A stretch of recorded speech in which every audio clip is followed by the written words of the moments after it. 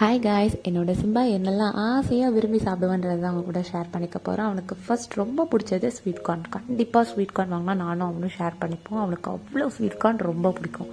ரெண்டாவது ரொம்ப ரொம்ப ரொம்ப பிடிச்சது டிமார்ட்டில் வாங்குகிற சீஸ் பாப்கார்ன். அவனுக்காகவே பெரிய பேக் வாங்கிடுவோமா, நானும் அவனும் ஷேர் பண்ணி தான் சாப்பிடுவோம். கடைசி இருக்கிறத சாப்பிட முடியாது, வச்சிருவேன். அந்த கவருக்குள்ளே போய் உட்காந்து ஃபுல்லத்தையும் சாப்பிட்டு முடிச்சுட்டு தான் வெளியில் வருவான். அந்த கவரில் இருக்கிறத கூட மிச்சம் வைக்காமல் சாப்பிட்ருவான். அது எல்லாருமே உட்காந்து அன்றைக்கி மக்ரூன் சாப்பிட்டோம். எனக்கும் வேணும் வேணும்னு கேட்டேன்னா கொஞ்சமாக பிச்சு வச்சேன். அதையும் ஆசையாக சாப்பிட்டான். பார்க்கவே அவ்வளோ அழகாக இருந்தது. ஒயிட் சாஸ் பாஸ்தா வாங்கிட்டோன்னா கண்டிப்பாக ஒயிட் சாஸ் அவனுக்கு தான். அவன் ஃபுல்லத்தையும் சாப்பிட்டு முடிச்சிருவான்.